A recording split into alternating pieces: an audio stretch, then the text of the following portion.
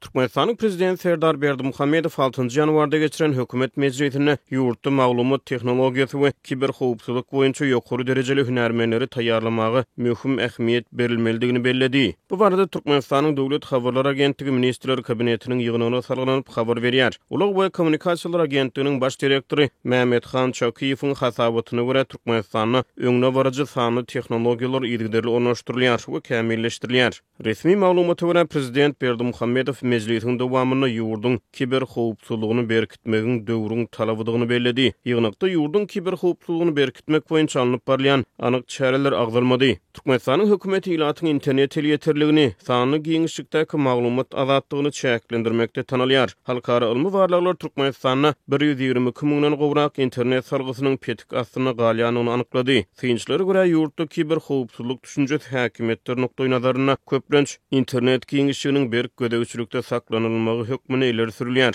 Ýurtda ýyry sosial torlar we messengerler, şolsany Facebook, Instagram, Twitter, WhatsApp, Telegram we Viber ýaly ulgamlar petikli galýar. Türkmenistan soňky ençe meýlerin dowamyny ykdysadyýet, maliýe, transport we durmuş pudugyny digitallaşdyrmak ugruna käbir tagyrlar durmuşa geçirdi. Şolsany durmuş üçinçiliginiň durly ugurlary, döwlet kömek pullarynyň we zähmet haklarynyň tölegleri, bank amalary, halkara gümrük amallary, sevitara transport serişdeleriniň petek sowdasy hemde gaz, su we elektrik energiýasynyň tölegleri boýunça sanly mümkinçilikler döredildi. Döwlet idaralarına değişik käbir ýüz tutmalar sany ulgama geçirildi. Ýurtda 2017-nji ýylda kiber howpsuzlygyny üpçün etmek boýunça döwlet maksatnamasy kabul edildi. 2016-njy ýylyň sentýabryna kiber howpsuzlyk hakyna Türkmenistanyň kanuny tasdiklanyldy. 2021-nji ýylyň fevralyna Türkmen Aragatnaşyk Agentliginiň ýanyna döwlet kiber howpsuzlyk gurlugy döredildi. Şol bir wagtda ýurtda kiber howpsuzlyk boýunça ýörüýte döwlet topary hereket edýär. Bu döwlet toparynyň düzemi döwlet howpsuzlyk geňeşlerine prezident tarapyndan tasdiklanylýar. Ýöne düzümüň agdalary barada jemgyýetçiligi açyk maglumat berilmeýär. Ýaşy geldi KK ifadyna Halkara Nevit we Gad Universitetine 2021-nji ýylda sanly tehnologiýalar we kiber howpsuzlyk fakulteti açyldy. Kiber howpsuzlyk fakultetiniň resmi web sahypasy Google Chrome browseryna howpsuz däl diýilen bellik bilen açylýar. Bu bolsa kiber howpsuzlyk fakultetiniň resmi web sahypasynyň howpsuzlygynyň üpçün edilmeýänligi barada pikir döredýär. Türkmenistanyň hökümet resmileri halkara duşuklarda öz hyzmatdaşlary bilen kiber howpsuzlyk ulgamyny ılalaşyklary we ähtnamlara gol çekýär. Türkmen Aragatnaşyk Agentligi bilen Özbegistanyň kiber howpsuzlyk merkezi unitar edarasy 2023-nji ýylyň oktýabryna özara düşünşmek ähtnamasyna gol çekdiler. Türkmenistan, Gazagystan, Azerbaýjan we Türkiýe ýaly hyzmatdaşlar bilen arada hem kiber howpsuzlyk ulgamyny bir meňdeş ılalaşyklary gol çekdi. Türkmenistanyň öňkü prezident Gurbanuly Berdimuhamedov 2019-njy ýylyň oktýabryna Russiýanyň prezident Vladimir Putin bilen Aşgabatda geçiren duşugynyň ýa-ni Türkmenistanyň Russiýa bilen maglumat howpsuzlygy pudugyny hyzmatdaşlygy putulandyrýandygyny aýtdy. Bu duşukda iki lider maglumat howpsuzlygyny putulandyrmak babatyny bilelikde beýanat bilen çykyş etdi. Iki awtoritar ýurdun prezidentleri şonu dünýä bileşigini maglumat kommunikasiýa tehnologiýalaryny öýdükdiýarly döwletleriň içerki işine gatyşmak, terrorçuluk maksatlary, şolsany kompýuter maglumatlaryna bir kanun aralaşmak, zeleli ýetirji kompýuter programmalaryny döretmek, peýdalanmak we ýaýratmak bilen bagly jenaýetleri amala aşyrmak üçin ulanmagyň öňüni almak boýunça ähli zerur çäreleri görmäge çagyrdylar. Şol bir wagtda Türkmenistanyň hökümeti soňky bir näçe ýyl bäri özüniň global internet toruny bagly bolmadyk milli sany toruny işläp düzýändigini aýdyp gelýär.